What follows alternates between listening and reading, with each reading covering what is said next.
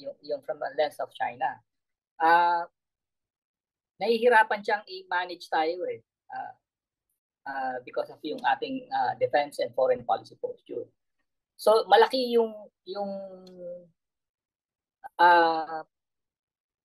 there is a compelling reason para sa kanya to actually interfere in our forthcoming elections and put yung candidate na mas palatable sa kanila or mas agreeable sa policies nila. So, hindi lang natin titingnan yung lalaban ng national, tingnan din natin yung lalaban ng local elections, particularly in what we call strategic areas na may impact sa maritime security natin. Kasi Cagayan, we already see that in Cagayan, di ba? With Governor Mamba. Yeah. Yes, we've seen that in Cagayan. We've seen that in some other areas na critical, yung daluyan ng maritime traffic. Okay? So, importante yun. Catanduanes. Okay? Lumalabas sa sa social media yung mga posts. But valid na concern yun kasi Catanduanes is where? Malapit siya sa Benham Rice o sa Philippine Rice. Okay? So, very important yun. Yun nga eh. So, do you think this will be the first elections, Admiral, where by proxy war talaga, all-out proxy war ang pwede mangyari dito? Yeah, posible. Kasi the stakes are very high. At least for China, and for China, it's very high.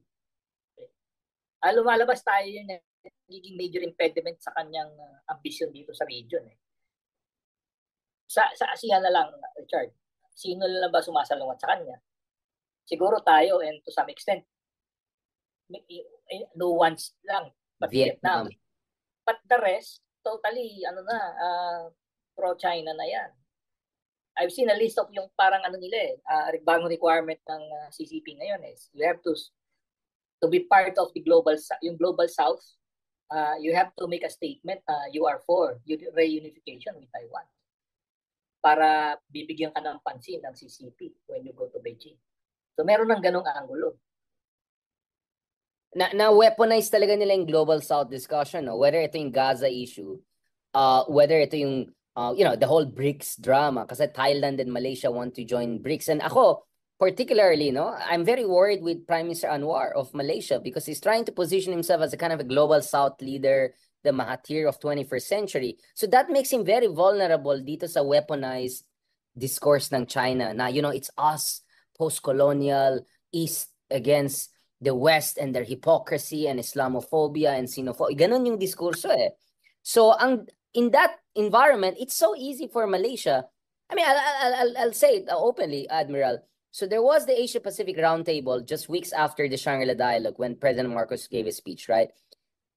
Ang balita sa akin ng iba, hindi ko sabihin sino, na ang PRC daw may veto na kung sino maimbita sa Asia-Pacific Roundtable.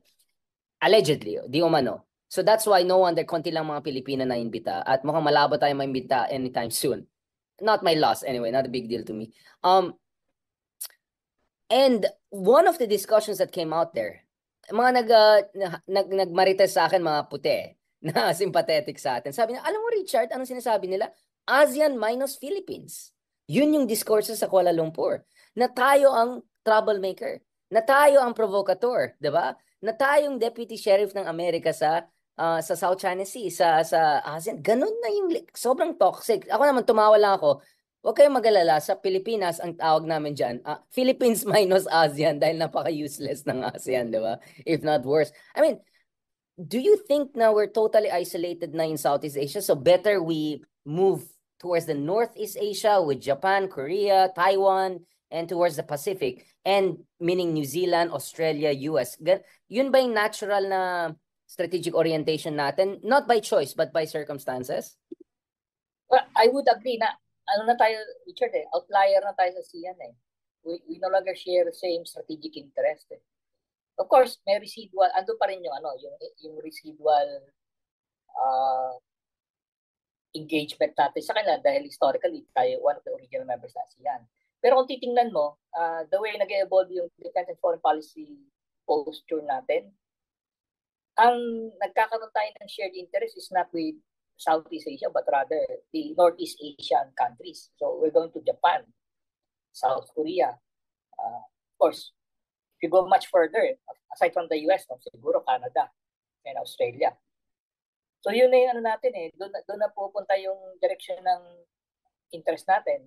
Na kung titingnan natin yung mga economic engagement o economic commitments arising from, let's say, yung trilateral summit, yung engagement with Canada, engagement with Australia, in terms of economic resiliency, doon nare-resolve yung mga problema natin, yung mga gaps natin sa economy. So, ang nakita ko talaga, if we try to be quote-unquote Machiavellian about it, we position ourselves at the center. Realist na lang, realist. Medyo sira na yung realist. We want to be realist. We position ourselves as the parang may sarili tayong hub and spoke mechanism. Tayo yung hub. Southeast Asia orientation with ASEAN, then a Northeast Asian orientation toward the other countries, yung mga like-minded democracies. So, ganun ang ano natin, ganun magiging positioning natin. Yeah, I mean, wow, it's crazy. I mean, the reason, I mean, it's not like hindi nag-effort si Marcos, diba? Ilan beses na siya bumisita sa Singapore. Very good yung dynamics niya with Vietnam. Bumisita siya sa Vietnam. He's trying to reach out. Indonesia, Jokowi pumunta dito earlier this year. Si BBM pumunta noong 2022. Parati na sinasabi ASEAN centrality. So ano yun? Parang so for us to be like the rest of ASEAN, essentially we should just shut up on what's happening in the West Philippine Sea. Is that like the only way we can find the Venn diagram overlap with them? May problema, Richard, and we have to give credit to the CCP, to China, yung efficacy ng kanyang geo-economic strategy. Kasi hindi naman unlike the US na security yung way of linking.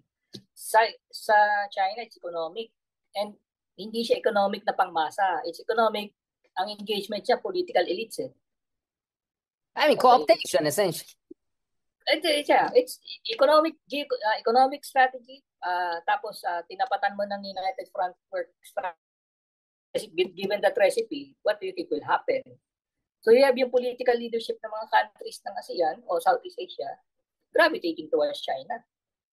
Okay. Yun yung binabangga ni President Marcos, hindi natin kaya yon kasi wala tayong critical mass para na compare to China para to exert that level of influence, particularly among the political elites ng ating neighbors, to swing them to our way. Best effort siguro pag diplomatic mission tayo with the ASEAN countries, parang natin, we try to convince them, okay, ito yung position natin diyan. But with low level expectation, we will succeed. At least articulate mo yung natin, yung position na why we are acting this way with respect to China. Ang problema ko sa ganyan position, which I think is the status quo, right? Which is hayaan mo na lang, let's just go with the flow, tanggapin natin is para may pagka-boiling frog na tayo. Kasi ako kasi my alternative would be, and this is also risky and it could make things worse, I admit it, is call it out. You shame the rest of ASEAN. Well, forget about some of the countries that we don't have to mention, but at least Singapore, Malaysia, Indonesia, Vietnam, ito yung mga mahalaga. Well, Vietnam maybe not as much. Na sana naman, di ba? Pakita kayo ng konting solidarity. Sana naman, hindi kayo mag-lawyer for China.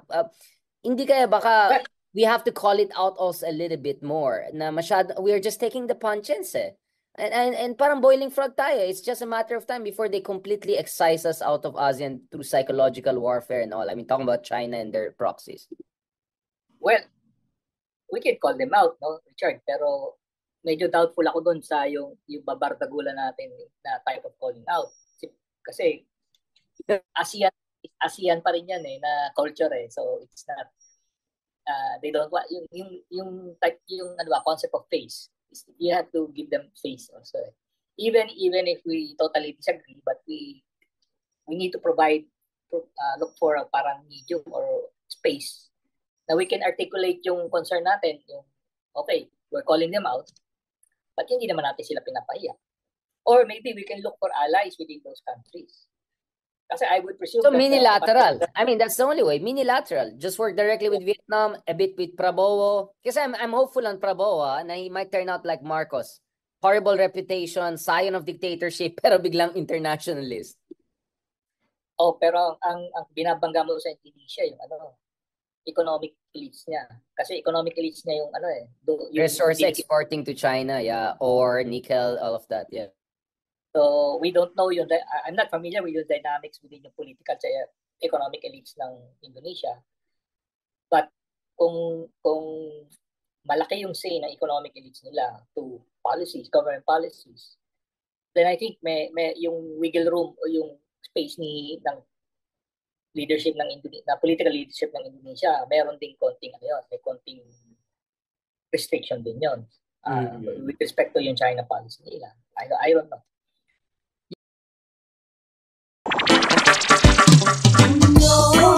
May kulanong salita na ang ibig sabihin dito ay ang pagkakaisa. Bunyog Party List. Halika na, Bunyog Party List ka na. Halika na, Bunyog Party List ka na. Sa susunod, ang atinang suportahan, Bunyog Party List, nagtataguyod ng katotohanan, lumalaban para sa bayan.